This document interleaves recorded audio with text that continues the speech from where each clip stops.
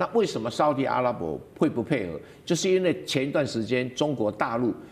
这个协助沙特阿拉伯跟伊朗和解，这两边的和解是国家对国家的和解，也是教派对教派的和解。因为沙特是逊尼派，然后伊朗是什叶派，这两派几乎是死敌但是竟然能够在中国的斡旋底下，双方面达成谅解，而且还对标说，过去你对我做什么，我对你做什么，一对出来，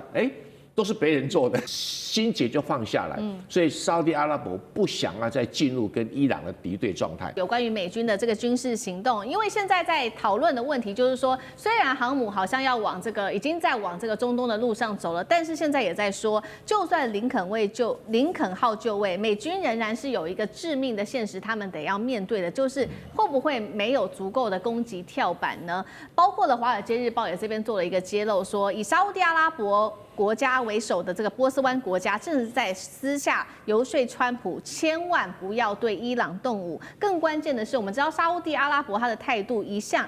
比较跟美国好，但是他这一次拒绝让美军使用他的境内基地作为跳板。其实沙特阿拉伯从二战之后一直是美国在中东最铁的一个盟友之一，这一次他却私下向德黑兰表示说，他不会介入美国跟伊朗的冲突，原因就是要回到2023年。当时因为中国大陆北京的斡旋，让沙烏地跟这个宿敌伊朗完成了历史性的破冰和谈，甚至他们还恢复了建交。这也是为何这一次沙烏地他不挺美国去出兵伊朗的重要原因。所以可以说，中国在2年前促使了沙烏地跟伊朗的和解，等于现在是替德黑兰化解了一场战争风险吗？委员又怎么看？委员怎么看？我们先评估一下，如果美国以色列要对伊朗进行战争攻击的时候，它怎么攻击？它一定只有空中攻击，不会有海军，不会有陆军。陆军、海军是不现实的。空中攻击呢，就要有战斗机、导弹跟所谓的轰炸机，尤其轰炸机效率最好，因为伊朗根本就没有防空武力，所以轰炸机是最适合的。那可是问题来了，轰炸机没有办法在航空母舰上起降。只有战斗机可以，那战斗机可不可以对地攻击？可以，可载弹量很有限，没有办法达成贝鲁特大轰炸那一种轰炸的密度。那现在要轰炸什么？一定是轰炸这些教士集团的首脑，轰炸革命卫队的首脑，轰炸他的导弹弹药库，轰炸他的核设施，一定是轰炸这些地点。但这个地点要的弹药量很多，美国到底够不够？支援乌克兰不少，还剩下多少？导弹又很贵去打那个什么革命卫队一定不划算，所以最经济有效的就是要轰炸机。那轰炸机航空母舰不能起降，只好在附近找基地。在轰炸南斯拉夫的那个贝鲁特的时候，不是贝鲁特那个米洛塞维奇的时候那个轰炸因为附近都有机场可以用，所以轰炸机起降就很快，100-200公里，100-200公里，每天起降很快，所以49天把这个塞尔维亚几乎打烂了所以最后只好投降。而且这轰炸精密度要尽量不损及民间的生存，那所以它的这个轰炸机的这个要飞得比较低一点那对于这个在伊朗周遭就有困难了。以色列飞到那边1600公里你从那个沙特阿拉伯飞到那边也是1000公里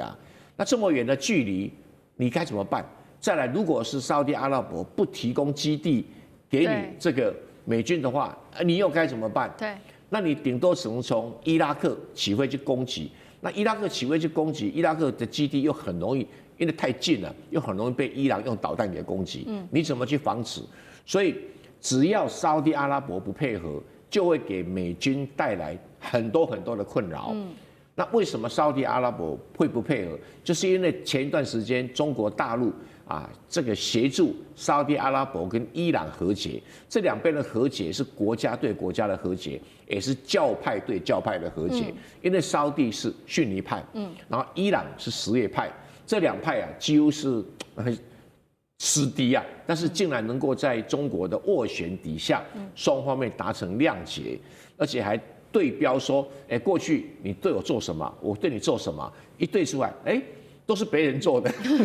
所以就心结就放下来。所以沙特阿拉伯不想再进入跟伊朗的敌对状态，所以他不愿意配合美国是可以谅解的。那这样一来，美国到哪里去找轰炸机的基地啊？对。那美国现在其实航空母舰也还没集合到那一边，所以对伊朗的攻击还要做一番准备工作才行。军事消息，赶快来看到中国大陆战机杀进美国后院吗？因为骁龙现在抢下了中东金主的大单。另一方面，今天也会来关心到，除了骁龙战机之外，就是歼20了。它现在会采用的是进化的 AI 系统。那西方的军火霸权开始受到冲击了吗？今天会一起的来做关心。其实2026年才刚开春，我们看到中国大陆的军工已经先点火。今天会来特别关注到的就是中国大陆跟巴基斯坦他们一起合作研发的这一款骁龙战机 JF-17骁龙战机，现在已经呢打出了一个外销市场的漂亮成绩单。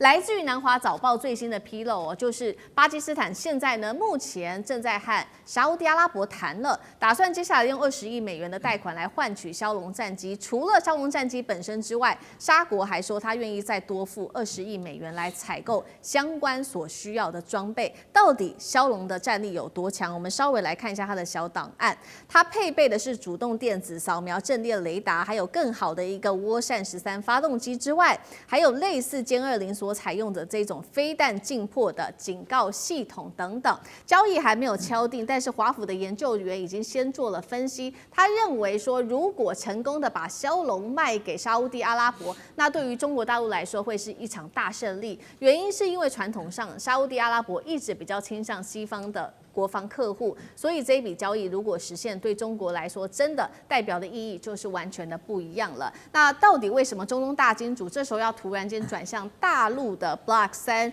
版的骁龙，战力到底有多强？如果真的买了，这个实质上面的意义，委员又怎么看？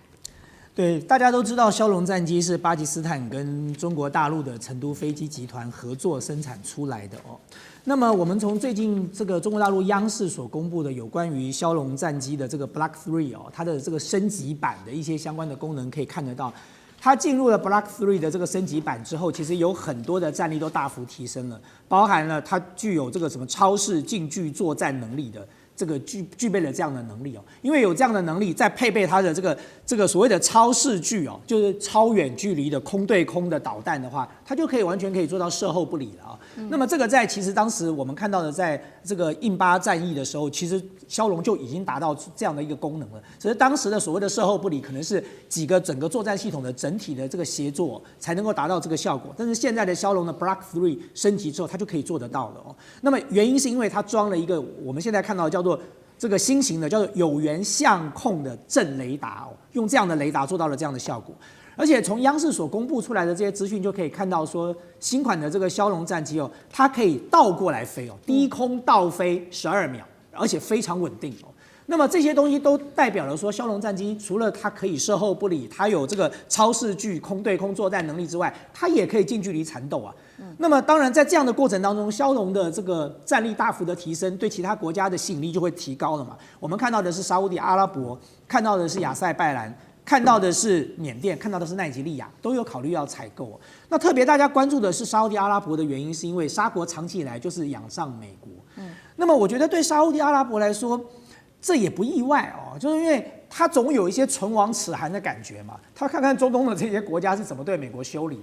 美国说要修理就修理了啊，说要飞过你家领空，这个去攻击别人，他就飞过你家领空了。然后呢，所以对沙烏地阿拉伯来说，虽然这个时刻了哦，他说你说那个 MBS 跟这个川普的关系还不错，但是谁知道以后两个人中间会不会有摩擦呢？所以对这个沙烏地阿拉伯来说，他当然现在要做的是什么？就鸡蛋不要放在一个篮子里了哦。我过去仰仗你美国，我所有的军事装备都靠你美国，然后你美国在我这还有军事基地嘞。那现在看起来，我说美国已经从这个加勒比海的海盗做北海小英雄，马上就要做阿里巴巴40大盗了，就要杀进中东来了。那难道沙烏地阿拉伯不会怕吗？他不会担心哪一天美国看上我的石油怎么办呢？那在这个时刻，我认为他做一些风险分散是一定的嘛。那骁龙的价格合理哦，然后呢，在这个过程当中呢，又可以分散对于美国的这个军事装备的这个依赖哦，那么当然是一个很好的选择。可对中国大陆来说，这是一个很重要的讯息哦，就美国长期以来是用军事装备去绑架他的盟友的。就你听话，我就卖你好武器；你最听话 ，F-35卖你哦；你不够听话的，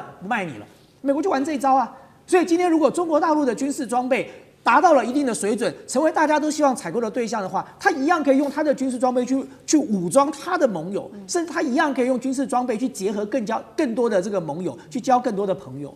好，所以我们看到枭龙卖到给沙烏地阿拉伯的话，沙烏地的目的是要分散自己在地缘政治上面的风险。那其实枭龙还卖到除了中东国家之外的外销订单，还有一个地方就是东南亚的印尼。过去印尼的态度也是一改再改，这个时候又选择要买大陆的枭龙，还有它的攻击型无人机，目前是正在谈判当中。印尼的国防部长跟这个巴基斯坦正在谈，那最高这个交易规模可能会有40架。那我们刚刚说了，其实印尼的态度过去一直在改，是因为他之前本来是要买歼10C的大陆的歼10C，那取代掉美国的 F-15跟俄罗斯的苏35，但是后来又反悔，现在又说要买枭龙，到底为什么态度一改再改？那枭龙能不能真的取代，甚至是打败刚刚讲的，不管是 F-15美国的，或者是俄罗斯的苏35老牌强权呢？苑老师又怎么看？我前不久的话呢，到了成飞公园，在这个枭龙飞机前面拍了一张照片啊。今天我都没想到，今天这张照片用上啊，大家可以看到，跟那边在讲的跟我刚刚给干哥看的一模一样。我跟大家强调一件事情，就是说你到了成都去的时候，一定要到成飞公园里面去看他们坐的飞机，里面可以看到歼20，也可以看各式各样的无人机啊，那是个非常非常了不起的，还可以看到这个枭龙的飞机。那它的模型放在那边的话呢，它表示它技术非常成熟，而且的话呢，我这边强调这个军火工业的买卖问题是非常特殊的啊。那军火工业的话呢，它的买卖它的魔力性是非常大的。然后军火工业的话呢，它里面的话这个国际性是非常重要的。那军火工业当中买枪买子弹那个不稀奇，战斗机是特殊中的特殊。所以大家要了解这个枭龙本身来讲，在这边讲的话呢，就是比如说用到了 PVD-17，用到了这个歼20的这个雷达的系统，然后用到了这个涡轮13的这个发动机，然后呢还有他们在强调这个使用的这个飞弹迫近警告系统。那这一些的话呢，都是属于它不断摆在那边，技术不断的更新，不断的改进。那刚刚问到问题说，印尼为什么原来想要买歼17？原因就是因为去年的5月7号，那巴基斯坦的话呢，就把那个法国的飞机干掉好几架，那就是想要买。后来又没有买什么呢？因为各国干预嘛，这个非常敏感的。你买人家的系统，买人家的飞机，你将来的零件靠谁？你将来的军事上的部署靠谁？你要靠谁来训练？你的飞行员在哪里？像巴基斯坦是号称8铁，那不是开玩笑的。那个女飞行员的话，她本身就连印度的飞机都没看到，她那个雷达一按，啪，飞弹一出去，她那台霹雳15就已经打成这个样子了。那所以说，目前为止，枭龙的话呢，各式各样的装备往上，而且我觉得大陆本身要发挥这个影响力，在印尼跟在沙特都非常具有意义，因为基本上都是从美国的势力范围底下挖根了。好，我们刚刚看到的是枭龙现在在外销上面创下了一个非常好的成绩。那第二个我们要来关注到的是歼20了，这一架战机，它现在迎来首飞的15周年，并且在它的战力上面，它的战力上面有非常多的升级，一共是2点。一共是3点。我们先来看到第一个升级的是它的 S 型的进气道，直接可以遮挡住它的发动机的叶片，内部还有这种吸波材料，可以专门吞掉雷达反射，这第一个。第二个是它采用全球首创的隐形压式布局，那前翼在飞行时制造这种脱体的涡流，就像一群小旋风，可以提升它整个机翼的升力。最后是歼20，它接下来还会融合 AI 协助飞行员可以整合这种战场资讯，做到及时判断威胁，而且是越来越能打。华干哥怎么看这一连串的升级？好，其实歼20哈，它最近已经推出了歼20S，S 是什么意思？双座战斗机。双座战斗机最大的这个意义是，第一个它可以训练高阶飞行员，第二个是后面的那一位飞行员，他恐怕要做很多事情。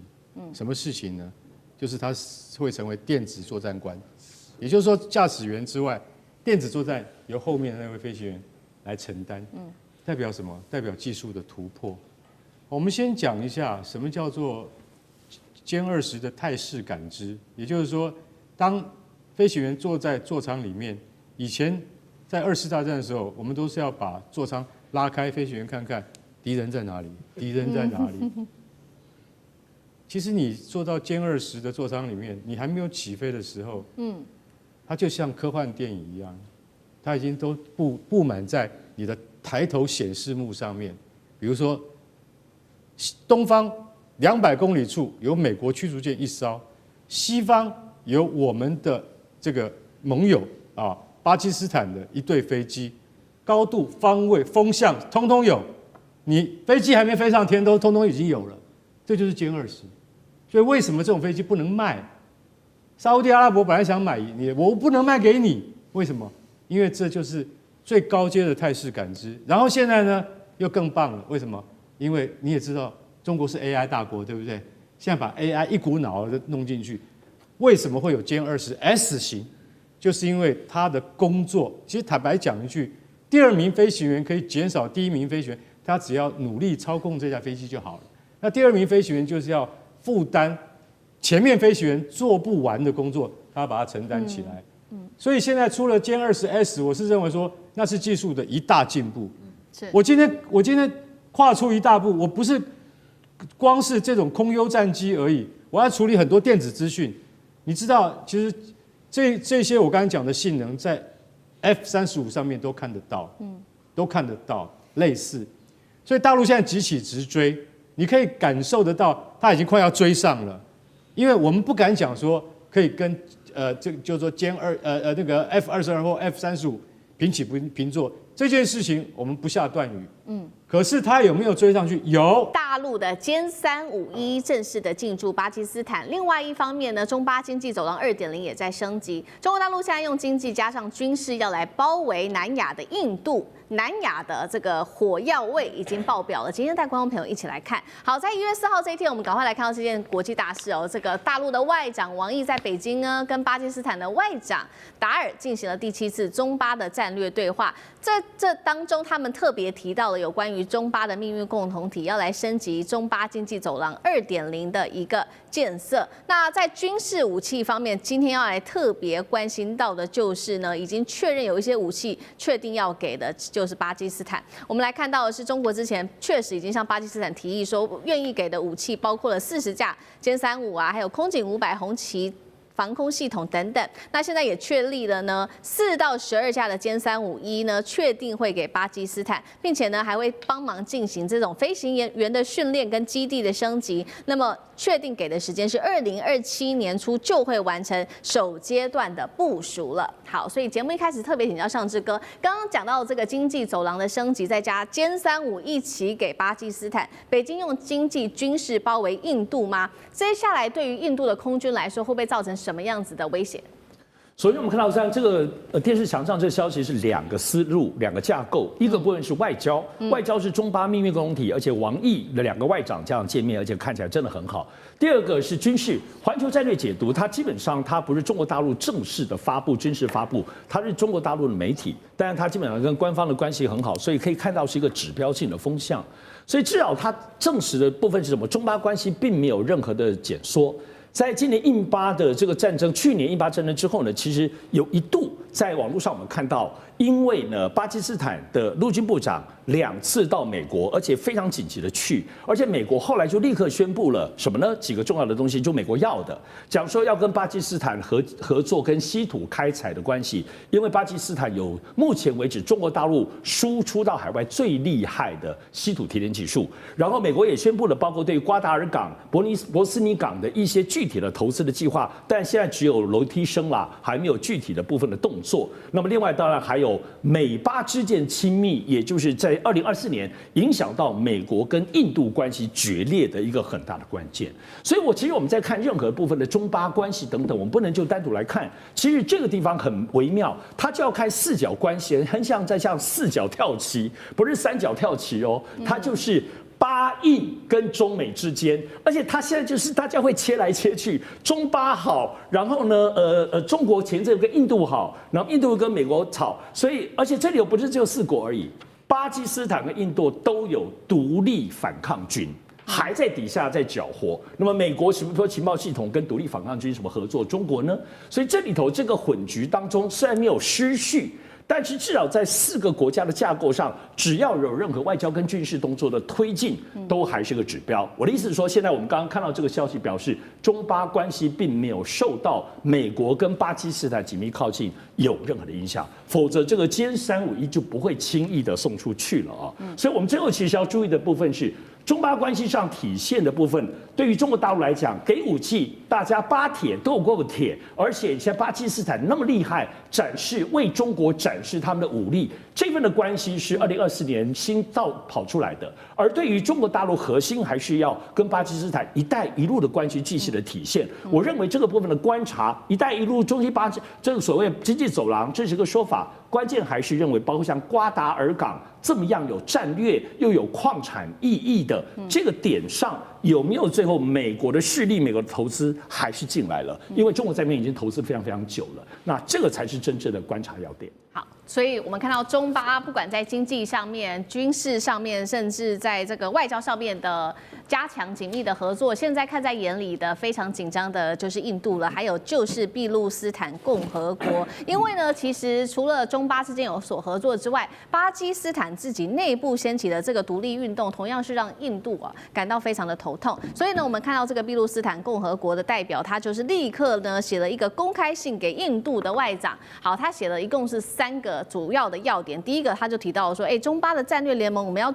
观察哦，他们认为现在持续的升级，并且呢已经对印度构成极度威胁了。如果印度你再不加强，这第2点，印度你再不加强这个防卫的话，中国可能就会在数月内驻军在俾路支斯坦，那么对于印度跟俾路支斯坦的未来会构成极大的威胁。而中巴经济走廊是否就是大陆驻军巴基斯坦的一个节奏呢？那么成功后是否可能彻底的镇压巴基斯坦内部的独立运动，也不让印度在这个时刻可以有所干预？大使怎么看？其实俾路支斯坦这个是这个巴基斯坦一个省啊，因为它这里面主要的人口是俾路支人。那大概估计人口大概800万，那可是俾路支它事实上的话，它不是只有这巴基斯坦有俾路支人，事实上在伊朗也有差不多400万，在阿富汗也有差不多100多万啊，所以它是一个民族，它主要是这个民族属性是属于比较接近伊朗，它是伊朗的一个分支，然后呢，它现在被3个国家所占领，它没有它自己的国家。那所以呢，他就在这个三个国家里面，尤其是巴基斯坦在和伊朗里面呢，它都有它的独立运动。那独立运动这个推动主要就是这个所谓的俾路斯坦解放组织，他们事实上在活动已经非常多年了，大概有差不多20-30年了哈。那基本上就是打的就是游击战。那么他们因为这个地方地形比较崎岖，然后这个区域也非常的大。那是不太适合人居的，所以对于这个伊朗来讲，对于这个巴基斯坦来讲，都是很难把它完全剿灭的。可是他们都把这个说俾路支解放组织啊，他们都宣布他们是什么？是属于恐怖组织。恐怖组织，其实他们是一个分离运动。是。那这么多年来下来，他们也没有什么很大的斩获，因为它的整个的武器跟组织还是非常的原始。那巴基斯坦他们一直他们内部的很多这些情报，他们就说这个俾路支解放组织基本最大是靠印度，印度是最大的外援。那也有说，事实上的话，阿富汗也是它中间的一个怎么讲，一个外来的支持者。另外也有传言，就是说俄罗斯也是俾路支的支持者。那俾路支这个组织，它事实上的话就变成在巴基斯坦这个里面的一个分离运动，那么常常这个打停破坏或者进行恐怖攻击。那所以会跟中国大陆扯上关系的原因，是因为俾路支省事实上大部分都在中巴经济走廊开发的范围里面。那这些地方都是穷山峻岭，有很多是要修水坝的，有的时候要修什么油管的，还有就是这个还有修这些港口瓜达尔港就是在俾路支这个地区。所以呢，俾路支就认为就是说，你是帮助这个巴基斯坦的话，那就是我要破坏的对象，所以常常进行一些恐怖攻击，那也造成中国大陆的一些困扰。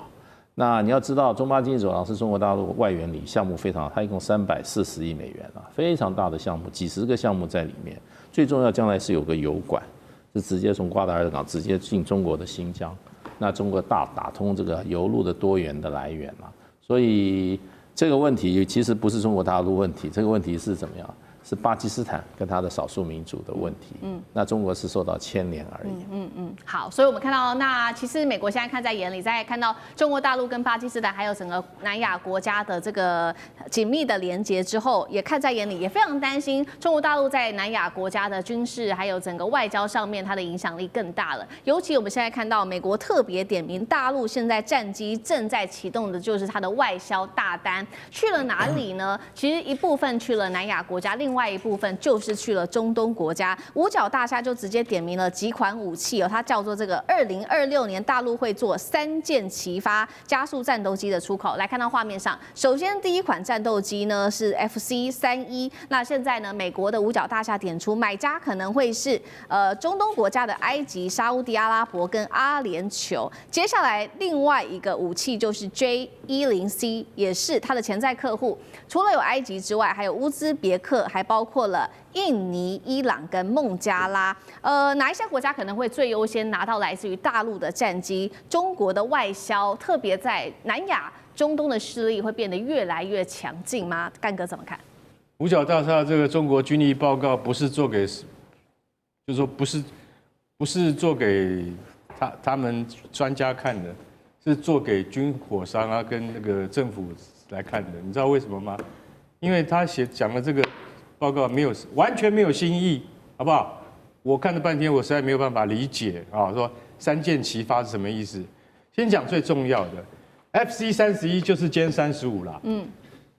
那FC-31是歼31，也就是外销型的 F-35，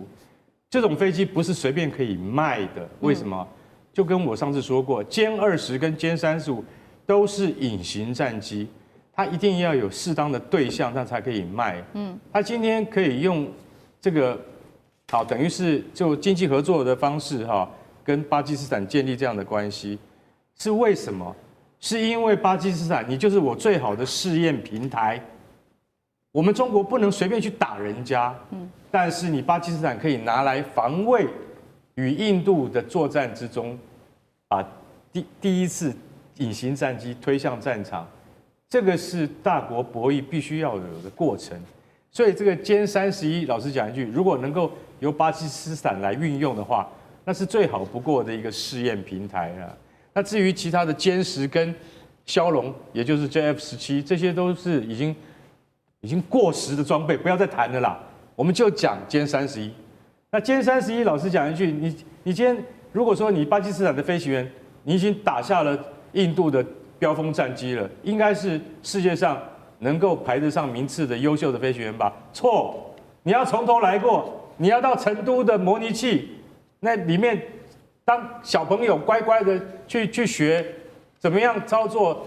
这个隐形战机，那要从头来过，你那个绝对不是一般传统战斗机的那种表现跟反应。所以美国五角大厦 Pentagon 这个军力报告，我觉得是写给不懂的人看的。我们懂的人都会觉得说，这本报告根本就是不用多看，因为为什么？因为参考价值不高。所以你说有很多国家都有可能成为潜在客户，那我们就继续拭目以待。尤其是沙烏地阿拉伯这个国家，沙烏地阿拉伯它如果有美国武器可以买，它绝对不会买中国武器。那现在是因为美国不愿意卖 F-35给他，所以沙烏地阿拉伯表态，我现在对歼35有兴趣，看你美国怎么样。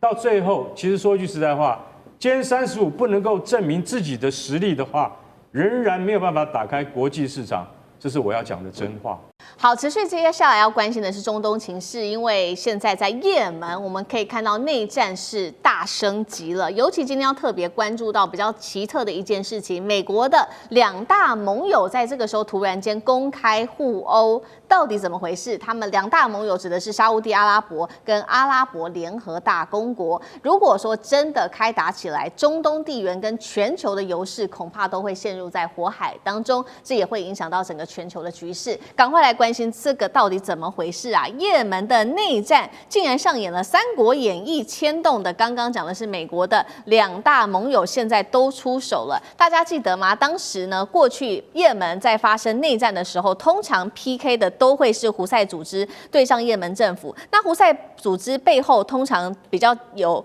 帮忙的，可能是跟这个胡塞比较好的中国大陆，或者是俄罗斯，或者是伊朗。那也门另外一方面呢，我们也看到他们也有他们比较好的这个是对抗支持他的是沙烏地阿拉伯。那么现在呢，为什么突然间又杀出了阿联？阿联所支持的这个叫做南方过渡委员会，突然间第三方势力杀进来了。那么他大规模的竟然在这个时候选择去进攻也门的军政府，直接攻下了他们的第2大城，这个叫做塞勇士哦。那为了报复，我们也看到沙国这边也有所大动作了。沙国是直接轰炸了也门的港口，并且限令阿联的军队24小时之内你必须要撤离。怎么回事？美国在中东的2大盟友突然间公开的翻脸了，这时候川普会挺谁呢？美国在中东的势力会不会因此动摇？汉庭怎么看？先讲一下，这等于是川普执政这1年来试图构建的中东反伊朗大联盟，已经从内部彻底瓦解了。这为什么呢？就是到了2025年啊，随着伊朗跟沙烏地阿拉伯关系持续和缓，那胡塞武装呢，它也暂时的这个休兵不动，所以原本靠着恐惧伊朗而勉强捆绑在一起的沙烏地阿拉伯跟阿拉伯联合大公国，瞬间失去了共同的敌人。所以掩盖在联盟之下的帝国野心就暴露了。沙烏地呢，他想要一个统一的也门作为后院，确保从哈德拉茅省通往印度洋的一个石油避险通道。阿联呢，想要肢解也门，控制南部所有的港口，把红海变成阿联的内湖。所以12月27号的轰炸，就是沙烏地阿拉伯对阿拉伯联合大公国说的一句狠话：你如果想要做海洋霸主，我就炸烂你的码头。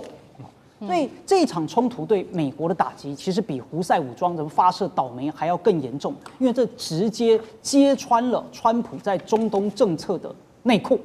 那为什么呢？这其实有几个方面啊，这也导致了他的一个两难。所以川普原本的打算呢，是要让沙烏地和阿联出钱出力维持中东秩序，那美军呢就可以抽空去亚太啦，对付中国大陆啦。好，那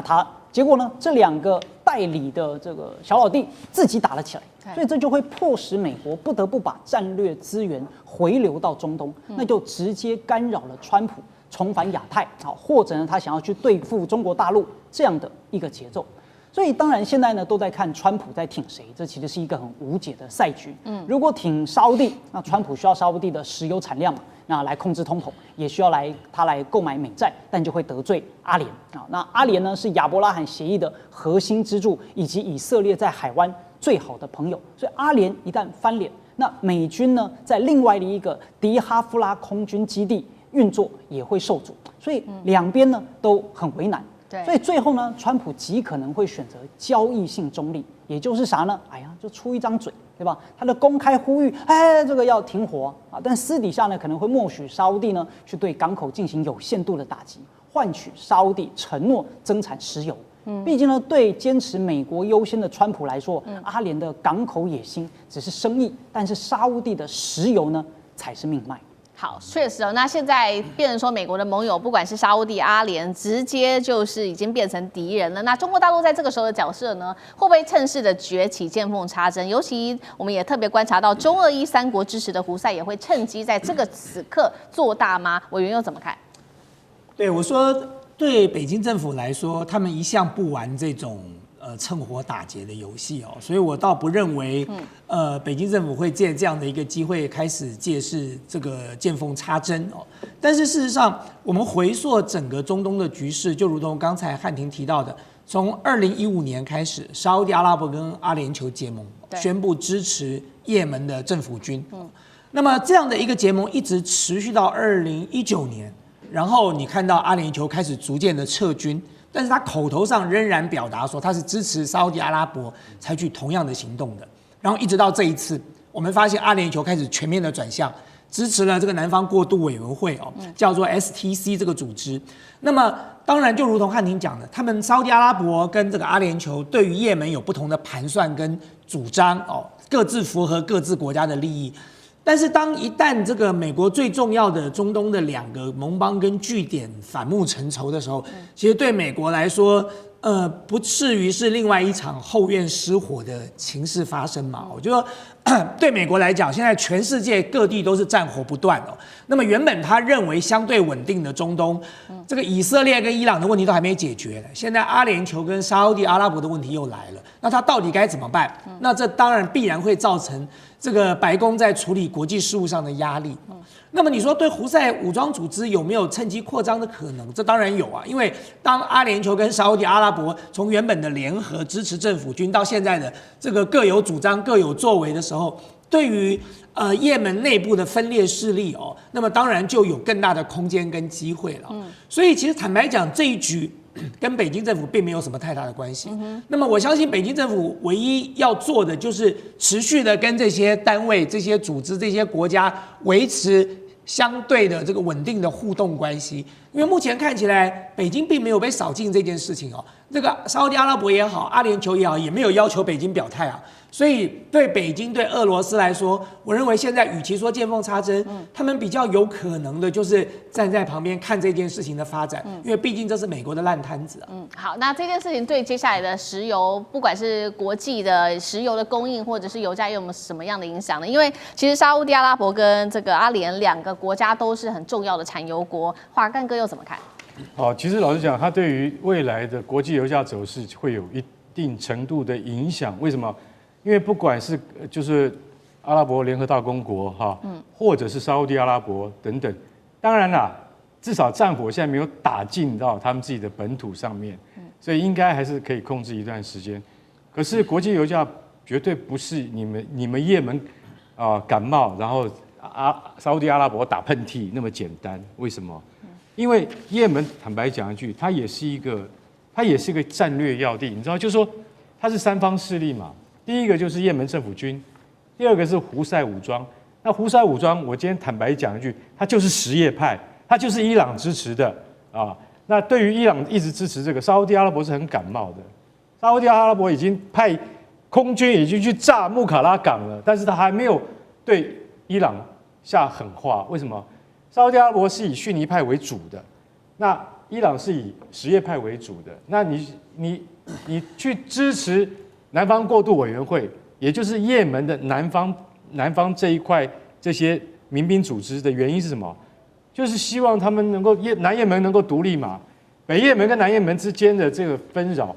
不是这10年的事情，那是一个世代的事情，只是没有升上台面化而已。那最近就是因为伊朗直接支持了南也门，对啊，青年运动啊，南方过渡组织等等。那所以沙烏地阿拉伯就一直认为说，你这样一直在我们家后院搞这些事情，你要干什么？但他还是没有说，我下通牒，如果今天阿拉伯联合大公国，也就是卡达，他们如果再这样子的话，那我就怎么样？他没有这样讲。其实我坦白讲一句，利雅得他还是已经有，就是说先维持他的风度啦，哈，讲话也非常保守。但实际上，你知道，如果伊朗跟沙烏地阿拉伯是接壤的话，对，那早就打起来了。为什么？因为2派是不同的教派。所以现在你说，这个沙烏地阿拉伯，他是希望我们跟阿拉伯联合大公国，其实2个人是邻邦，在很多议题上面，而且我们2个都亲美啊。刚刚2位都已经讲过，这2个国家都是亲美的，他们的部队都是美国组建的。飞机、大炮、坦克跟船全部都是从美国来的，而不是从苏联。那所以又是兄弟之邦，那为什么他们在对于也门问题上面，他们反而会越走越远？很简单，就是因为也门希望说，这个成立南也门的话，对我是有好处的。那沙烏地是说，成立南也门当然对我没有好处啊，我希望也门是一个统一的国家，所以各为自己的利益着想，就是这么简单而发生。那我认为这个只是区域性的冲突。如果说这个冲突不在1个礼拜之内结束的话，川普一定要讲话。为什么？为他的利益。当然也为了全世界的油价稳定，川普一定会跳出来，而且他一定又要从这里面得到些许好处。对，我相信他得得到的。中美之间在这个中东的霸权展开了新的一个战线。我们今天特别来关心的是，川普说要卖这个 F-35给沙国，但是呢，此刻五角大厦也特别叫他喊停哦。他说，中国你如果卖过去，中国可能就会偷了我们的技术。北京另外一方面则是同时扶植沙国跟伊朗在军事上面的发展，中美霸权在这个区域谁更胜一筹？今天都会一起的来做关心。我们赶快来看到，这是来自于最新消息，这是川普自己证实的，确实他现在有在考虑了全球最强的逆踪战机 F-35，他说他想要卖给沙烏地阿拉伯，而且川普还说了，他们想要买很多很多架。那么现在初估呢，美国可能出售给沙烏地阿拉伯 F-35达到48架，价值更是达到了数十亿美元。目前沙国本来就是美国最大的武器买家，如果现在大家做预估，沙国又能够拿下 F-35的话，恐怕改写整个中东在空战的一个情势。而目前 F-35其实只有在中东地区，美国只给了以色列而已哦。那五角大厦也做了一个示警，他们认为说沙国现在跟中国大陆的关系其实蛮好的。如果说你的 F-35真的卖给他的话，中国就可能得到美军的核心技术，也就是他们的 F-35技术会不会被大陆给窃夺走呢？美国要紧张的事情还有中国大陆近期在中东地区的军武上面的渗透，包括了跟沙国建立了这个导弹生产线，并且大陆愿意转移更远程的这个导弹上面技术支持沙国，并且也提供沙国在雷射防空系统天盾的一个武器系统哦。CNN 做爆料，不只是在布局沙国，大陆更是秘密的按住伊朗来做全面它的飞弹的重建，并且提升它的技术。美国的议员这时候也突然间呛瞎，他说大陆共产党从欧洲他们势力不断扩展到中东地区，持续助长威权扩张到另外一个重要领域的国家了。好，所以节目一开始我们来看到川普，他一方面想要拉拢沙国，透过 F-35卖给沙国来拉拢，并且一起联手牵制不管是伊朗或者是中国，但是又怕 F-35的技术被中国窃走。川普到底要怎么解决这个两难的问题？大使怎么看？我看川普是没有办法卖的，因为这个最主要，我认为反对的原因是以色列，是犹太力量。因为这个其实沙特是你要买什么武器他都卖，他跟美国一向是有买武器，有那个天花板的透明天花板，就是不卖。当年我们这个沙特跟我们关系很好，跟我们断交，那其中有一个原因就是说，中国大陆那时候说，我来提供你这个东风导弹系统，然后我把技术转移给你，因为什么？因为沙特跟美国买，美国就不卖。美国对于沙特这个你这么有钱的国家它是不卖给你的。大家都知道那时候不卖原因就是因为以色列，因为美国要让以色列周边所有国家没有攻击以色列的能力，要在军事上以色列的军事力量是优于周边所有国家的。你不要说沙特拿不到，这个土耳其拿不到 F-35。土耳其还是北约国家，那土耳其拿不到，土耳其内部就有人说为什么？因为我们是回教国家，所以美国的武器，第一个，你这个在中东地区的话，你这个武器绝对不能把先进武器，或者我给你武器超越或等同于我给以色列的武器，这是一个禁忌，不会给你的。第二个，美国武装这些回教国家都有上限的。这个有他的考量的，所以呢，我觉得就是说，他们讲说，是因为中国大陆要拿到 F-35的核心技术才不卖，我认为是借口。而且呢，中国大陆歼35、歼20比你的性能还好，有什么好偷的？我倒不觉得有什么好偷的。对你美国的空间站，他的人上去，机件故障9个月以后才下来，对不对？少女变成这个少妇了，对不对？那中国大陆人家9天就解决了，对不对？天宫站它的那个这个火箭，对，他那个接收，因为他的那个座舱被这个太空的流星雨还是什么打坏了，有一点点瑕疵，花了9天就解决了。所以现在歼35、歼20都是中国芯。中国芯的意思就是说，它连发动机都自己做的。那所以就变成就是说，我也不觉得中国大陆有什么一定要你歼35，你的涂料了不起吗？那你为什么要 F-35？对，所以我认为这个是一个不卖给沙烏地阿拉伯最大理由还是以色列。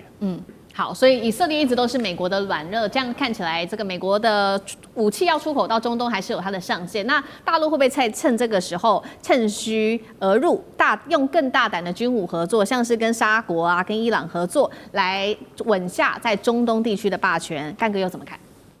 这个议题是假议题哈，也就是川普要卖48架 F-35给沙烏地阿拉伯，这完全是假议題。为什么？因为不会成功。再来，川普这一届做完了，还有没有下一届不知道。但是在这一届做完之前，沙烏地阿拉伯排队都排不到。也许他可以在台湾之前排队啊，等到 F-35，最快的时间大约到2032年才拿得到。所以这是假议题，不要再纠结了。但是对于中国来讲的话，这件事情是很严肃看待的。你知道为什么吗？因为其实美国啊，在这个刚刚大使讲的回教国家是拿不到的，对，你就是拿不到。为什么？第一个，美国对于回教国家的飞行员一点信心都没有。土耳其也是。沙烏地阿拉伯也是。任何回教国家，包括最会用武器的飞机飞得最好的叫埃及，埃及都拿不到。所以当然了，这里面回教世界最有钱的老大当然是沙烏地阿拉伯了。沙烏地阿拉伯我说过嘛，买了1000辆 M1 坦克啊，1000辆啊，吓死了。这就是说等于它是整个北约加起来的 M1，它都比人家多。但是回教士兵操作坦克跟飞机的结果都很让美国军事专家头痛，很不满意。为什么？因为他们没有进步的思维跟文化去操作这些东西。再来，最重要的是什么？是以色列的反对。其实第一个扣关想要买 F-35的叫阿联酋这国家，也是有钱的要命。结果美国说一句什么，你知道吗？阿联酋啊，5年前要买 F-35，他说可以，我们可以考虑卖给你，不过我们要加装特别开关。后门。什么叫特别开关？特别开关就是说，万一你们跟以色列有冲突的时候，我就要把这个开关给关掉了。让你们的飞机不能起飞。我们听起来跟天方夜谭一样。但事实上，美国是有技术远端遥控的。那阿联酋就说我听不懂你在讲什么，东西卖给我们了，就像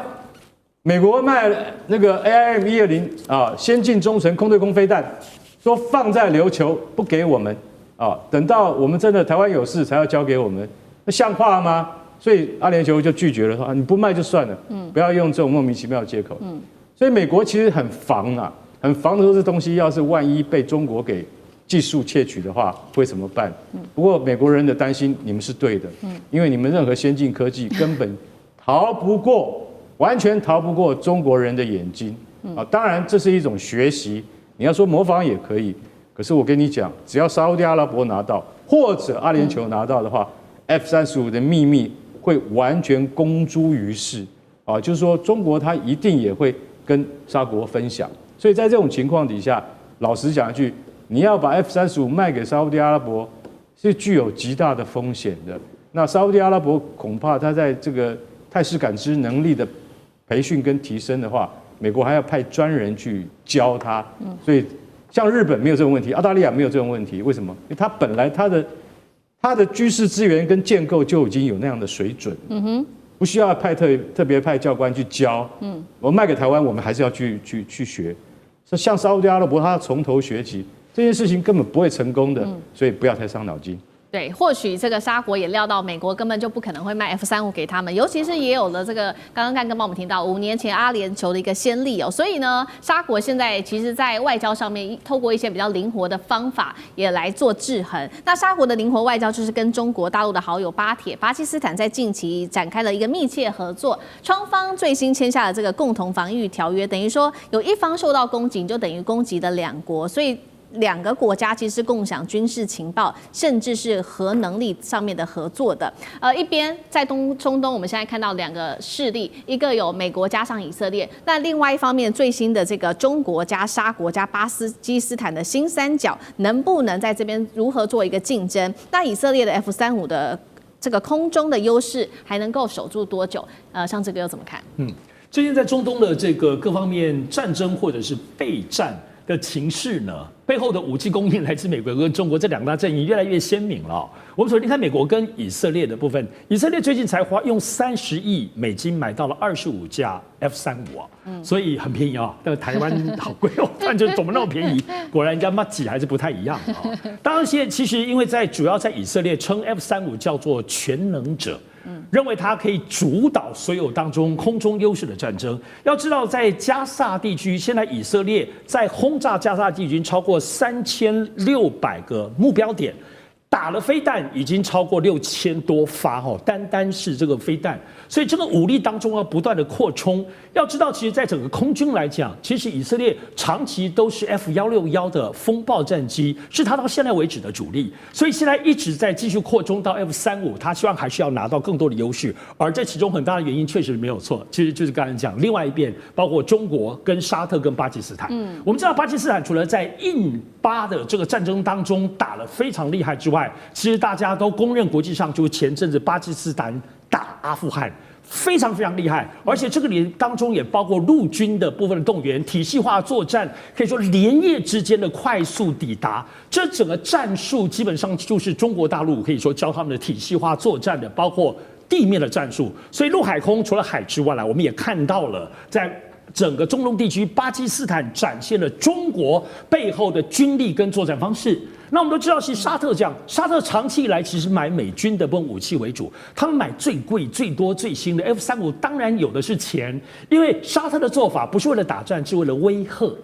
钱转成武器，最厉害的武器、最厉害的飞弹，而且可以买苏联的、买中国都可以买，他的土地上都有，他就是要做威吓。可是现在看起来，这个美国对于 F-35当中控制，说法是怕它流到技术流到中国，当然中国需要吗？刚刚大使已经解释很清楚了。可是我们必须要得说，这种作战的部分方式，我认为也确实吸引沙特。我觉得最近在包括珠海航空展2025年，包括长春航空展当中，你看到的都是沙特都专程派团队去东看西看。当然，美国不太愿意，也不太可能会阻止他们买中国的部分的武器，但至少这个体系化作战或透过巴基斯坦，现在他们就是付钱给巴基斯坦，用中国的武器一起保护沙特的这个紧密的联盟，看起来是突破的方式。